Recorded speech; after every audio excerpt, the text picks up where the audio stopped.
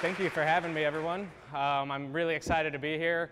I feel really honored to get the invite. When he came and asked, I was kind of like, well, yeah, I can come talk about robots. We can watch robot videos. And then he was like, no, the Singularity experience, right? The Singularity thing is pretty cool. How many of you have heard about Singularity? Okay, so not very many. That's like 25, 30% maybe. So I'm going to talk about what Singularity is and why it's an honor to get to go to Singularity University in Mountain View, California. But first, a little bit about my background. I started my career at Samtec over in New Albany, a connector cable company. Recently, they've gotten into a lot higher technology solutions. We've acquired a fiber optics company, which was part of the reason I was in California for a year. After the acquisition of the fiber optics company, we had to shift them. So they needed a project manager to go out there and shift them into a new office and get them kind of into the Samtec culture. We also just acquired a silicon packaging company, and I'm going to talk a little bit about silicon development during my speech, and hopefully dumb it down, which won't be too hard because it's got to be pretty dumb for me to get it, but how that affects robots and the advancement of technology. I left Samtec to start a startup called Mavs Technologies. I've met some of you during that. You may have heard me speak during my time at Mavs. I spent about 3 years with them. We were building a connected car solution. I left Mavs and went to work for the funding vehicle behind Mavs. They asked me if I wanted to be a project manager and go out and scout new technologies with a specific focus on robots and exponential technologies, which is the Singularity tie-in. So I hope all that makes sense. And if that doesn't, I'm going to make it more confusing. Recently, I've been involved in a few startups on the side. So if you've seen me with the Makermobile, that's true. I helped start the Makermobile that's parked out in the parking lot. That was a blue sky project. While in California, I launched a website called Candid as part of the launch festival led by Jason Calcanis. So I got to meet some of the who's who in Silicon Valley. And then the most random recent one, I've started a tasty tuxedo business. Thank you. I'm not making this up. We sell popsicles out of a sidecar motorcycle around Louisville. So look for us out there. If you're wondering how all those tie in, you can see me afterwards and I'll attempt to make it make sense. But okay, so onward. So Singularity University. It's a really interesting thing happening in Mountain View, California. They're based at NASA's Moffett Airfield. It's not an accredited university, right? So we'll get that out right out the gate. You apply to go. You can go to an executive program or you can go to a traditional summer program. I had the pleasure of working with both. I attended the executive program, but I helped coach startups that were coming through the traditional summer program during the summer of 2013. This brings together people from all over the world who have very interesting backgrounds, usually in startups. Usually they've had a successful exit with a startup before they get invited to take part in Singularity. So what exactly is Singularity University? Well, it was founded by Ray Kurzweil. Ray Kurzweil, some of you may know, he's a leading technologist. In a lot of ways, he's a very interesting person. He's been called the modern day Edison. He's probably most famous for inventing the first flatbed scanner in the 60s and 70s. And then he went on to invent a text-to-speech company called Nuance that was acquired by Google. He's now a director of engineering at Google. So Google gives him the time to start this university that brings people together to talk to them about how do you see around curves as you try to map out your business, or how do you see the future. He's someone who has a really good track record kind of doing just that. The co-founder is Peter Diamandis. He's the founder of the Google X Prize Foundation. Some of you might know that, the Virgin Galactica space travel was one of the first winners of the X Prize. He's also the author of Abundance, and as much as I hate recommending books, I would recommend this one if you're interested in learning about exponential technologies and what technologies it's going to take for us to help out the rising billion. So he is a big believer that we have all the technology we have to live a long and healthy life. And as scary as some of the things we'll talk about today might seem, they're actually a net gain for the human race as a whole. Singularity is funded by Google, NASA, Autodesk, and Genentech. So they can't be that full of it, right? I will say, if you've heard rumors about Singularity, foil hats, or things that seem way too spacey, there's a little bit of truth to that. So, so take everything that we talk about today with a grain of salt. I won't ask you to put on a foil hat. I personally don't believe we can live forever, but Ray Kurzweil does. So we'll get that out in the open. This is a big belief of Singularity. The future is here, it's just unevenly distributed. Right? So there are many different ways that we're going to see the exponential technologies I'll talk about today affect the rising billion and help humanity as a whole. But today, in the year 2015, we must understand that it is greatly unevenly distributed. The main purpose of attending a university like this, so why would you go to a non-accredited university where you don't get a degree, right? It's not necessarily to go get a job and say, you should hire me because I know everything about robots, or I know everything about artificial intelligence or artificial general intelligence or genetics. That's not the case. In fact, the case is simply to shift the lens with which you look at technology.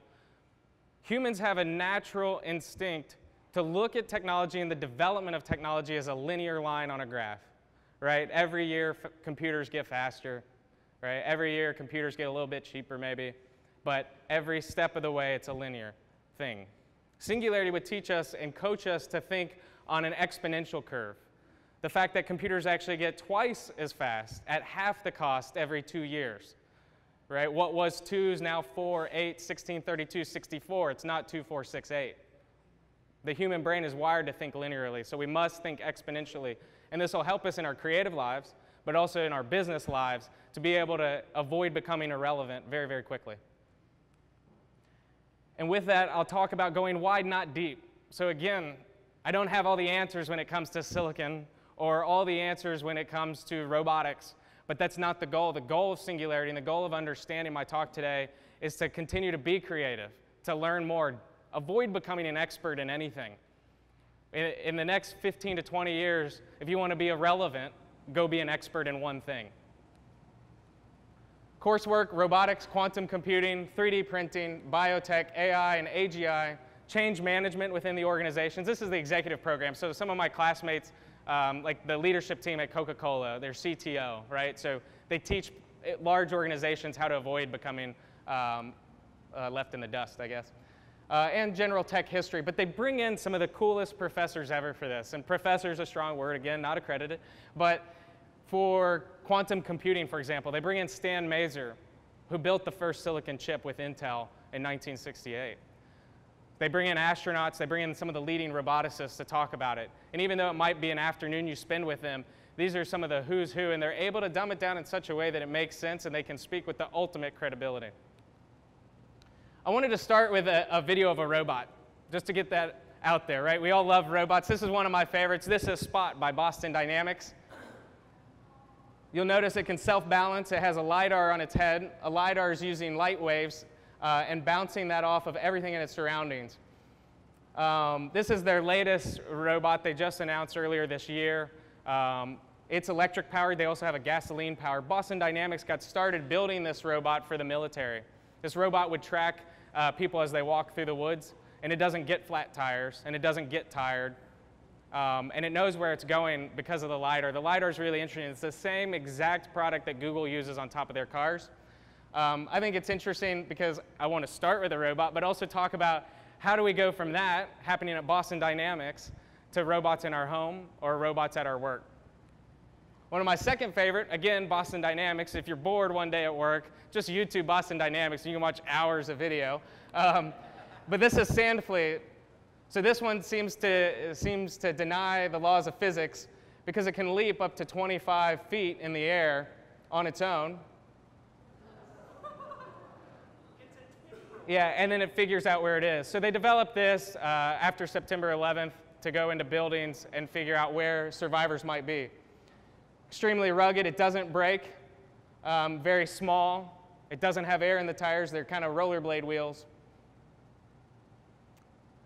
And I thought that this was interesting. Now both of these today are still remote controlled, but they are developing an AI to go with them so that they would know where they're going and why they're going there. All right. So now I'm going to go back and talk about how we go from that to robots in our everyday lives, and what are the real technology indicators that are going to get us there. All right. So today, if we're going and looking at an actual computer chip, and we think how many calculations per second can one computer chip make, right? It all starts here, right? Because for an artificial intelligence to really exist, or a robot to really be like the robots we see in the movies, we know that the robot's going to have to think almost, or at least as fast as a human brain. Today, the fastest chips make decisions or calculations about as fast as an insect brain. It's pretty fast, right? It's not fast enough for us to interact with a machine and feel like we're not smarter than it, right? Or we do feel like we're smarter than it. We think we're within about 5 years, depending on 2016, 2017, of having that computer chip make as many decisions as a mouse brain. So now we're into the mammals, right? Much faster than an insect. Again, it's an exponential curve we're on. But within our lifetimes, some people say, Ray Kurzweil believes it's 2018. Intel is now telling us it's 2020. We'll have one computer chip or one computer system that can make enough calculations to mimic that of a human brain. So that's fundamentally interesting, but what's more interesting is if that happens, we're within an additional 5 to 10 years, so we're out to 2040 to 2050, one computer having the processing power of the entire human race. It's a very interesting statement to make, and we don't take it lightly, right? If you ask me if I believe it, well, it's not really up to me because science, first of all. I think you can argue the timeframes with which this will happen, and I would say the grain of salt I take with everything I talk about today is we're focused only on technology. But unfortunately, humans live in a world where it's not just technology. We have to think about politics, economics, and religion. So if you're looking for a ticket of why we shouldn't be fearful of one computer making decisions as fast as the entire human race, just remember, we've still got governments, we've still got religions, and we still have general economies, okay? So how many data floating operations per second, or calculations, okay, is one human brain? Most research, okay, at Carnegie Mellon or Intel tells us it's about an exaflops, okay, floating operations per second, and it's a billion operations. It's an enormous amount. It takes a lot of energy, a lot of power, but most importantly, a whole lot of integrated circuits or some other technology that we don't even know today to achieve that, okay? We're not quite there, okay? Sequoia is probably the leading supercomputer right now. It's a US-based product, and it's somewhere in the 10 to 15 petaflop range. You can see exaflop is up here at the top, okay? So look around 2018, you'll probably start seeing things in the news about an exaflops, okay? It's a funny word, I like saying it. There's argument, I was reading about exaflop versus exaflops, but I'm not gonna get into that. So it's a lot of zeros, it's a lot of calculations. Humans are smart. But why do we think we're gonna get there? How many of you have heard of Moore's Law? All right, you've probably read it in the news. It's all the rage to talk about how Moore's Law is ending. Okay, we thought, Singularity thought, Intel thought we were going to end Moore's Law in 2016. Now they're saying 2018. So what is Moore's Law? Is it a scientific law? Actually, no. It's a sales and marketing law, okay? Gordon Moore, in the late 60s, was at Intel, working with Stan Mazer, again, the professor of silicon at Singularity University. And they were building the first computer chips, but there was one little problem. That problem was no one needed a computer chip. They didn't know they needed it. They just had to build calculators, right? So Gordon Moore came up with the idea that they could set a trajectory of how fast Intel would develop new integrated circuits, that they would develop twice as many circuits on one chip every 2 years at half the cost. And they told all their customers that. So as you're designing new computers, as you're dreaming up first general computers, then home computers, and then handheld devices, basically Intel says, look guys, start developing 2 years out. You can assume that we're going to be able to fit twice as many transistors on a chip, and we're going to be able to cut the price in half. That's an exponential curve.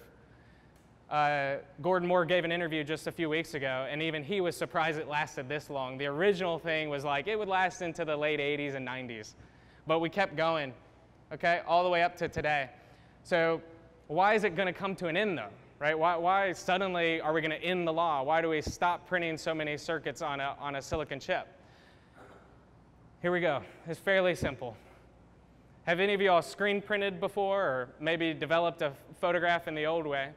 The way a silicon chip is made is the same way. It uses an ultraviolet light source through a mask and a reduction lens to focus that ultraviolet light source down onto a photoresist on the silicon chip that turns it into a circuit, right? So it's kind of like screen printing, right? So if you understand that this is the way a silicon chip has been made since the late 60s, it's easy to think that, well, sure, we can keep making them smaller and smaller and smaller, and we're going to do it for marketing and sales purposes, supply and demand. We don't want to build a chip that's way smarter than anybody who would go buy that chip.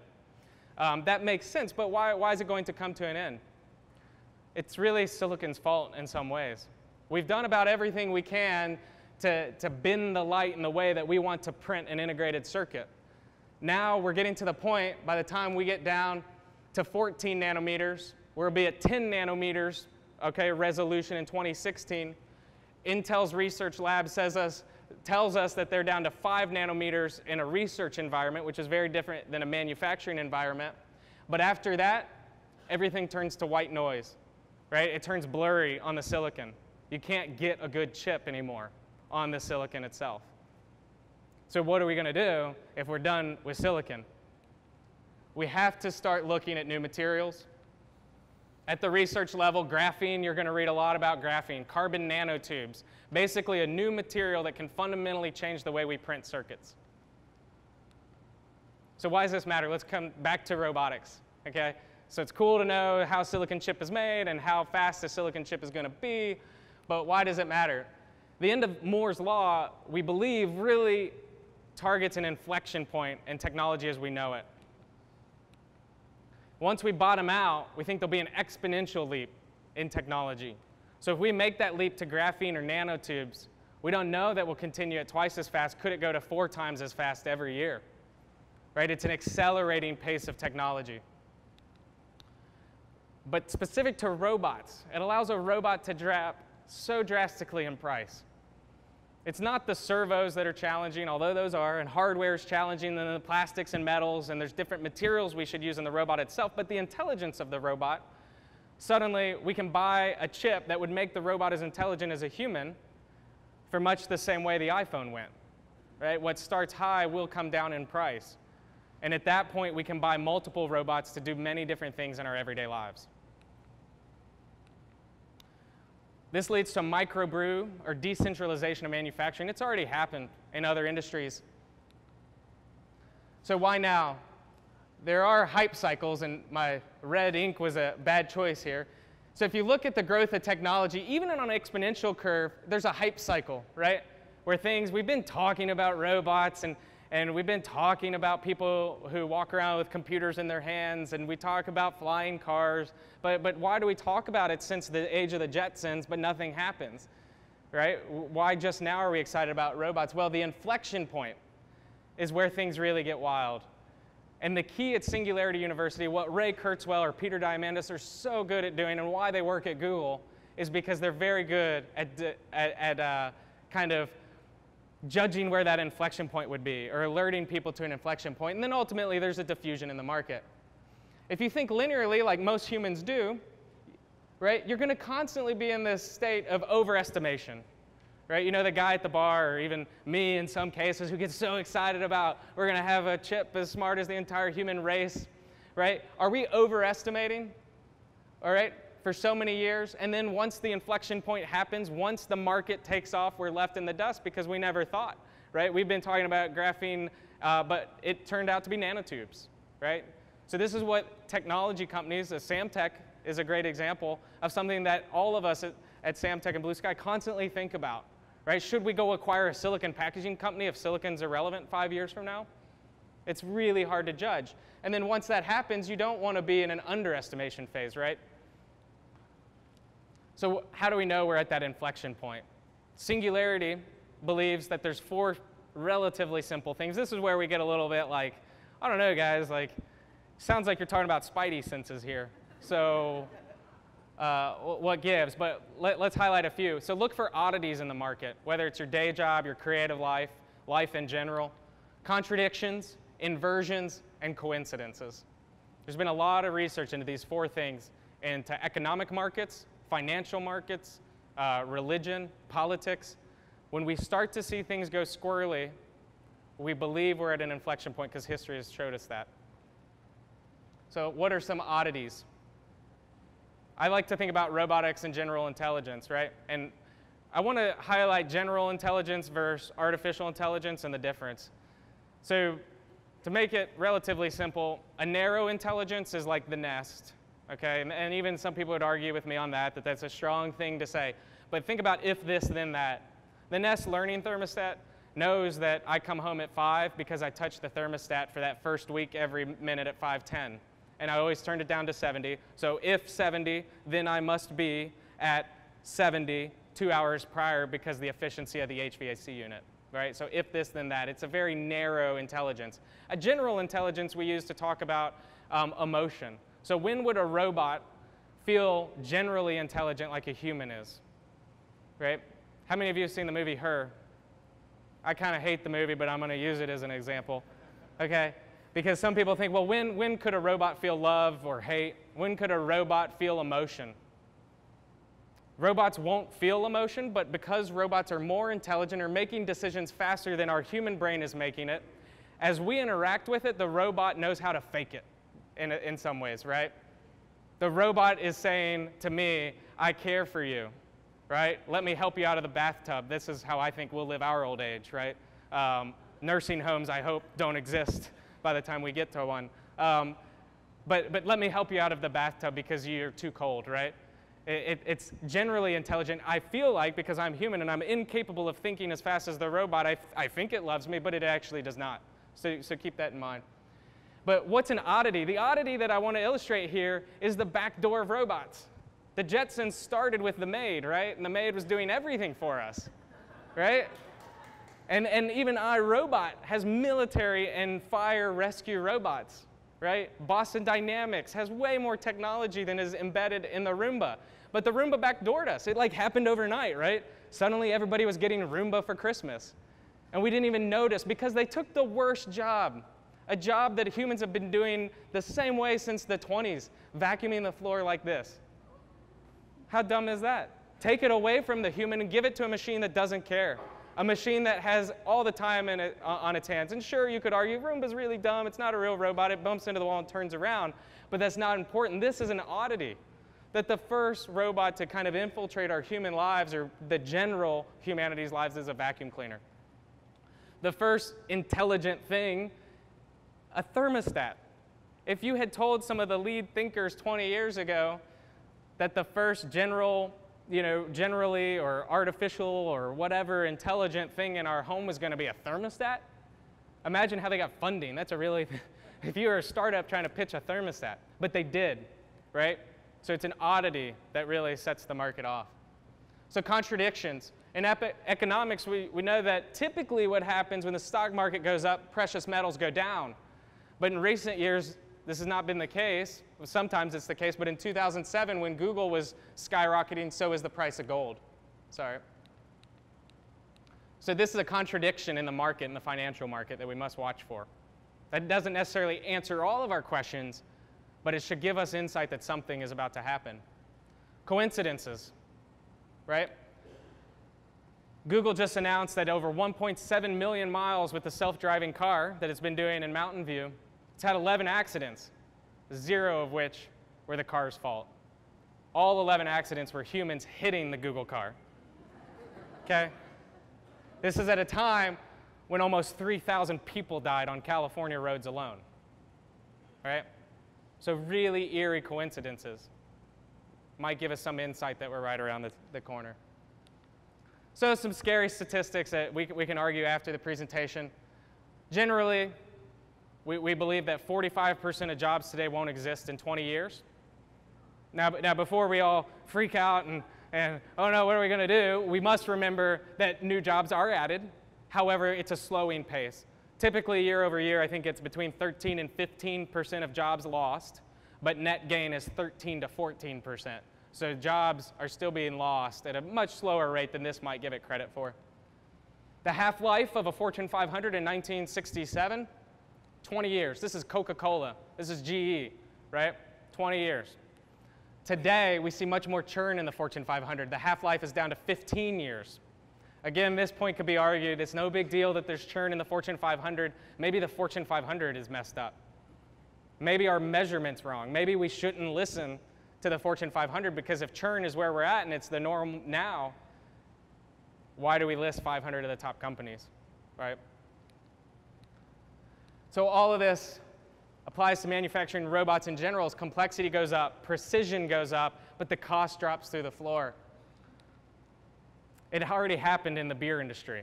This is another thing that I would say, look around us and look that we're at that inflection point. Anheuser-Busch, 95% of the market 10 to 15 years ago. Today they're down to 50%. Who has it? It's all of the microbreweries. And so why did that happen? The internet, more people can brew more beer, equipment is much cheaper, you can get your hands on it, you can teach yourself how to do it, and down we go. So no one is safe. Tesla is a great example of kind of an upset in the auto industry. When they acquired the old GM factory, part of the deal at first was also for the employee base, the line operators. Tesla wrote in the deal to keep the line operators. We don't need the humans. We're going to hire software engineers and teach the robots how to build our cars. So when you go into a Tesla factory, you don't see a lot of humans. It's done by the machines, and they were able to pay back their loan 5 years early. All right, so let's get in more robot videos, because I love robot videos. All right, so generally we all understand things are getting faster, cheaper, better, right? Jobs might be ending, but new jobs will be created. So I wanted to illustrate one of my favorite robots, Saul Griffith, the founder of Other Lab, who I got to spend some time with both on the Blue Sky front and at Singularity, believes that inflatable robots are the future. I kid you not. So who's seen Big Hero 6? Yeah, so it's based on Saul and his team at Other Lab. Okay. They're developing an inflatable robot, because it's much cheaper. It's much safer for humans to be around. They can build a robot at nearly 10% of the cost of a traditional robot made out of metal with servo motors, and it's simply inflating and deflating pockets of air within the robotic arm to deliver Saul, in this case, a beer, which is funny. But ultimately, Saul and his team are working at-home care robots that are inflatable. So you ship them to your house for cheaper because they fit into a smaller box. Air is cheap. Vinyl, which is what they're sewed out of, is cheap. What Saul and his team have really mastered is the development of the air pockets. They have some pretty complex software that decides how to get the maximum force and accuracy out of an inflatable arm to match that of a mechanical arm. And by default, it's safer to be around. If the robot were to malfunction and hit you, it's not going to hurt as bad as a steel arm slapping you across the face. They've also developed an exoskeleton, and when you visit them in their office, they'll invite you to put the exoskeleton on your arm. And I wish I had included a video of this, because the exoskeleton, when you put it on your arm, it's just air pockets. You know, it looks like kind of like some kind of advanced cast-looking thing. But when they turn the computer on, suddenly you feel like you could flip a car. Like your arm's just doing this. Now, obviously, your bone would probably break before you could flip a car. But the idea is they're selling into military applications now to give Rangers the option for somewhat of a superhuman strength, right? You wouldn't wear the exoskeleton all the time, but in a disaster zone, could you put two of the arms on and the legs on to lift a piece of concrete that otherwise you wouldn't be able to? And it packs up lighter than steel. I also got the pleasure of meeting with this is Blue River Technologies. Steve Blank backed them. So 75% of the lettuce in the world is farmed in Salinas County, California. Right? It's lettuce. It's really boring. You plant thousands of lettuce seeds, but one of the biggest problems of lettuce is you have to weed it out. The seeds are so tiny, you can't just plant 1, 2, 3, 4. You have to plant like 100, 200, 300, and then go back and find the strongest plant and pick it out. This leads to labor issues, right, in Salinas County. Lots of illegal immigrants would go to Salinas to help weed out the farms. It's not a good life. What they're doing with this robot, they have video in all of these boxes on the back of this tractor, and you can see the little spray of fertilizer and weed killer. Typically what a farmer would do is just spray the entire field or hire immigrant labor to go out and weed it out. But look at the accuracy of the spots that it's using to kill or fertilize plants. And it takes one farmer instead of a staff of 25 illegal immigrants making their way up and down a field all day. So it's fundamentally changing the way we do everything, from our everyday lives, healthcare, and farming. Back to half-lives of things, corporations, and why my speech today, if there's anything you can take away from it, it's not how silicon chip work. It's that we must remain creatives. We must keep learning. The reason why I'm involved in so many random startups is because I'm learning lessons faster doing the startup than I would in a university who has to wait on accreditation, and by the time they get accredited, the skill they were teaching is irrelevant. This illustrates that the half-life of a skill in the 80s, right? 30 years. You go to school and become an accountant, you can kick it as an accountant to retirement. For my generation, I'll say my generation, we have a lot of different folks in the audience, but we're down to 5 years. Every 5 years, our skill that we had just learned has so fundamentally changed that if we don't learn new tricks, we'll be left behind. This means that we're going to have 8 jobs before age 60 if we get to retire. Again, government, Social Security, we'll talk about later, but you're going to have a lot of jobs is essentially what all of this means. So it's not to be fearful. That's not the purpose of this talk. The purpose of this talk is to continue to learn, stay flexible, avoid becoming an expert. I know that might be a bold statement, but computers will be the experts and machines will be the experts. But as humans, with our general intelligence and our creativity, that's how we'll remain relevant in the future. And watch for those inflection points. If you're a business leader, don't be so silly. Don't go the route of Kodak, right? There's a number of examples on things that upset markets. Don't believe ever that you're safe. There is no such thing as no competition. And if you're an investor, watch out for startups that tell you they have no competition. There is always competition. And I'm going to end on this slide. This is Tim Berners-Lee in 1989. Some of you might know Tim Berners-Lee. He's generally accredited for founding of the internet itself. This is his first memo to his boss at CERN, where he mapped out his idea for a network that he called the internet. I think it's really interesting because his boss at the very top of the memo wrote something fairly simple but really interesting. It says it's vague but exciting. So vague, uncertainty, that's okay. The point is not to become an expert or know everything or be Ray Kurzweil in identifying when robots are really going to hit the market. The idea is to be flexible. And I love this because even the interaction between the guys starting the internet itself, as exciting as that was, still had the kahunas to say, it's a little vague. I don't know where we're going to go with that. I appreciate the time. Thank you.